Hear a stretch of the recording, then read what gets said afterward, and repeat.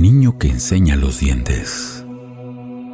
Se dice que una vez, a altas horas de la noche, caminaba por la actual calle Reforma una señora de condición humilde, cuyos pasos era lo único que se escuchaba en aquella soledad. Pasaba precisamente junto a la barda que delimitaba el terreno del finado Genaro Flores, y al llegar al crucero de la calle Ignacio Ramírez, donde está la tienda de los descendientes de don Martín Avilés, vio que venía a su encuentro un niño pequeño, de edad aparente a los 7 años. La señora esperó al pequeño, pero éste siguió su camino sin articular palabra, y eso intrigó a nuestra espectadora. Esa noche la luna lucía bien a medianoche. Con aquella luz se alcanzaba a distinguir entre las sombras de la barda de don Genaro lo que recién trataba de ocultarse. La señora se acercó al pequeño y, como estaba de espaldas, le dice: «¿Qué haces aquí, niño? Te llevaré a casa con tu mamá». No obtuvo respuesta. Pero momentos después, el niño vuelve el rostro y le muestra a la señora unos dientes enormes en medio de una sonrisa macabra. La criatura no tenía ojos y el resto de su cara era lisa y brillante como una losa.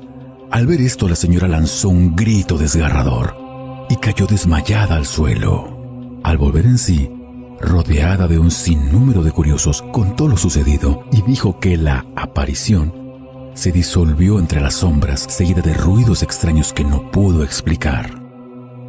Estos pormenores pusieron la piel de gallina a más de uno de los oyentes, que comenzaron a santiguarse y después rociaron el sitio con agua bendita. Este suceso aún se sigue trasladando de voz en voz por las personas de antaño que aún viven a los alrededores. ¿Qué te parece? ¿Te atreverías a pasar a medianoche por ahí? Una leyenda de Todos Santos narra que cada luna llena una hermosa mujer de cabello negro se aparecía y levitaba sobre el Parque General Manuel Márquez de León. La misteriosa dama hacía su aparición desde aquella época, cuando no había luz eléctrica y el pueblo era alumbrado solo con faroles. Los testigos afirman que la bella mujer vestía elegantemente de blanco, con encajes finos y vaporosos, que movía suavemente. Algunos llegaron a afirmar que se trataba del espíritu de doña Rosa de la Peña, la marquesa de Villapuente. Su familia había entregado 10,000 antiguos pesos como cooperación para la construcción de la misión de Todos Santos en el año 1731. Por esto, muchos afirman que el espíritu de la dama sigue visitando el lugar para contemplar la obra con la que contribuyó. Se dice que el célebre profesor Néstor Agúndez Márquez logró entrevistar a 2 testigos, don Jacinto y don Julián, policías de profesión.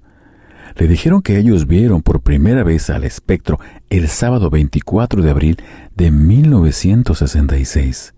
Argumentaron que fue muy impactante y que les había ocasionado un gran susto. Otros cuentan que veían a la misteriosa dama entrar a la iglesia, pero jamás salir. ¿Qué te parece? El relato de la Saurina del Zacatón, o mejor conocida como la Niña Vidente del Triunfo, es una leyenda ampliamente conocida por todo el estado de Baja California Sur. La primera vez que se le dio forma escrita a todos estos testimonios fue en el año de 1979, por el escritor Carlos Domínguez Tapia, con el cual ganó el primer lugar en los Juegos Florales celebrados en Mulegé el mismo año. Primero empezaremos a definir qué es una saurina. En el ámbito esotérico, persona que lloró en el vientre de su madre. Saurino, persona que tiene un don energético de sanación. Es una palabra que proviene de la palabra árabe su'ari, que significa divino, y persona que puede manipular la energía. En principio, eran personas que podían detectar dónde había reservorios de agua mediante el uso de una varita de madera en forma de Y invertida. Saurino es aquella persona que ve el presente, pasado o futuro, en cualquiera de las circunstancias. puede tomar cualquier objeto, seña o gesto como mapa para saber con exactitud qué decir, dónde tocar, tienen dónde ver, oír, tocar, saber curar. En el norte de nuestra República Mexicana se escucha todavía esa palabra. Ellos la entienden como adivino o clarividente. La pequeña Irenea había nacido 2 meses antes de lo previsto. Hija de un licenciado en armas y una mujer de avanzada edad, lo cual había sido causa para muchos comentarios negativos de la comunidad hacia ellos. Incluso los comentarios negativos se dieron durante la misma boda en la iglesia del Triunfo, donde se escuchaban los murmullos. Se casó con ella solo por su dinero y animales. Solo que agarre confianza le quitará el dinero y se irá, entre muchos otros. En cuestión de edades la diferencia era muy grande. Mientras Gregorio era un joven de unos 20 años y doña Ramona era una señora muy grande, ya con hijos mayores. Tenía varios años que había perdido a su segundo esposo en batallas revolucionarias. La señora Ramona dio a luz una niña muy blanca, de ojos verdes y cabello rubio, lo cual alteró mucho a la comadrona o partera, ya que eran características físicas muy diferentes a sus padres. Irenea era una niña muy avanzada e inteligente. A la edad de 1 año actuaba como si tuviera 5. Los ojos verdes y cabellos rubios que tenía la blanca niña contrastaban mucho con el color de piel de sus padres y hermanos, ya que ellos eran de cabello negro y piel morena. La superstición no se hizo esperar. Incluso al médico de la localidad le daba curiosidad al caso, y debido a la falta de información de la época, los habitantes del pueblo llegaron a pensar que hasta podría ser hija del mismo demonio. En el mismo templo de la localidad del Triunfo se dio el primer indicio de las habilidades de clarividencia de la pequeña niña, cuando un 12 de diciembre, al celebrarse las festividades del santo patrono de la localidad, Irenea toma de sus faldas a su madre y llena de terror le dice que todo se va a caer. Gracias a esa advertencia, doña Ramona alcanza a salir junto con su familia, pero desgraciadamente más de 20 personas murieron aplastadas por la caída de parte del techo de la iglesia. Al ser Irenea y su familia los únicos en salir con bien de esa desgracia, aumentó el temor por la condición de la niña.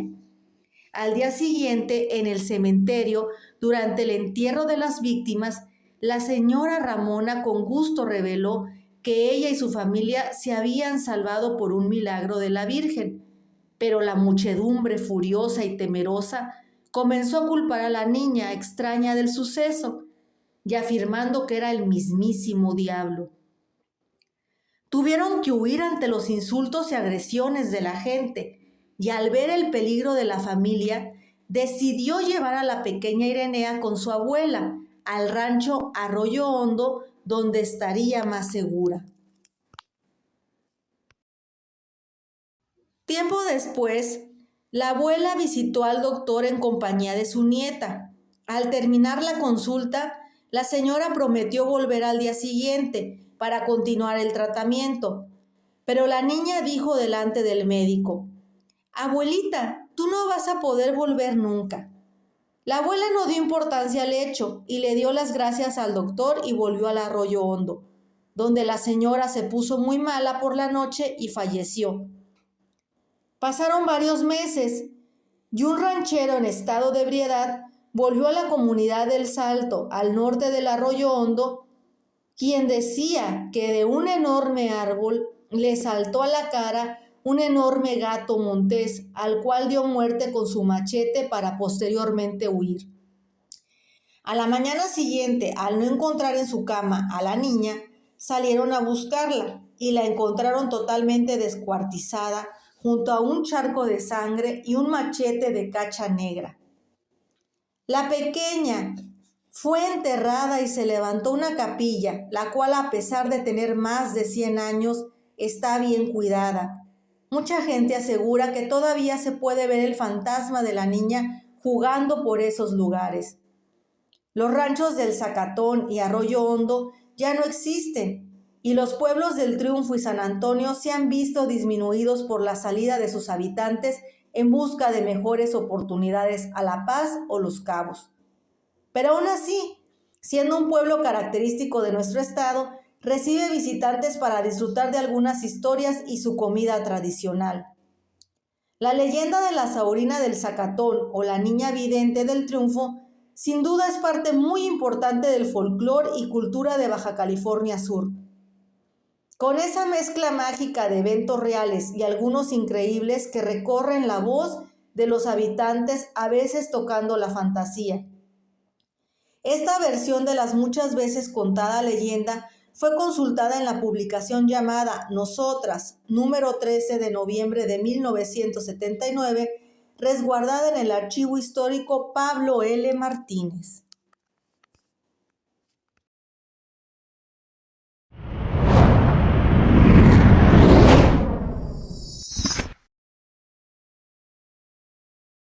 Lo que los cholleros cuentan.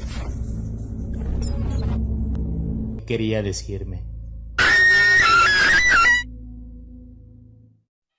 Terrible con el screamer al final. Te pasaste. Es lo peor que puedes hacer. Porque todo pasa en una escuela. A mí nunca me pasó nada, pero es obvio que siempre había una historia de una escuela. Sí, pero ahí aclarando, la persona me pidió que lo mantuviera como anónimo y no digo el nombre de la secundaria porque en realidad en sí no fue la secundaria. El espíritu seguía a esta persona porque las dos veces en la escuela. La aparición de la Niña de la Vela es una historia conocida por la gente de antes en la ciudad de La Paz, por el barrio del Esterito. Se cuenta que una niña de 5 o 6 años cayó en un aljibe y se ahogó mientras su madre trabajaba en una casa aledaña a la calle Madero, entre lo que hoy es la Casa de Cultura y la calle José María Morelos y Pavón. Mientras la mamá de la pequeña hacía labores de limpieza, la niña jugaba en el patio. Un día dejaron abierta la tapa de cemento del aljibe donde almacenaban agua, y en un descuido la nena cayó en y se ahogó. Los dueños de la casa y su madre la buscaron desesperadamente todo el día. Sin embargo, la encontraron ya muy noche, luego de que a algunos se le ocurriera alumbrar con una vela encendida el interior del pozo. Dado que en aquel... una amiga de la exploración, de esta exploración, y me dice: mira este minuto de la grabación en vivo, y se ve donde vamos caminando haciendo la exploración, y de repente a nuestro lado pasa corriendo un niño o niña, no sabemos, pero es un ser translúcido que pasa corriendo exactamente cuando estamos intentando contactar algún ser. En este momento pues no nos damos cuenta porque estamos con la investigación.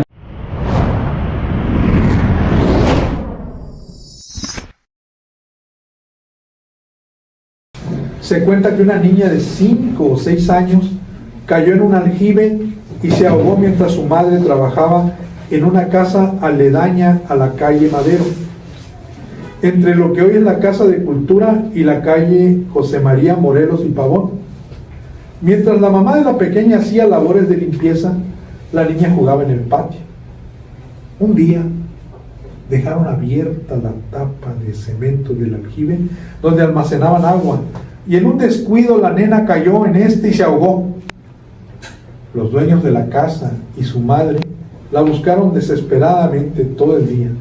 Sin embargo, la encontraron ya muy noche, luego de que a algunos se le ocurriera alumbrar con una vela encendida el interior del pozo.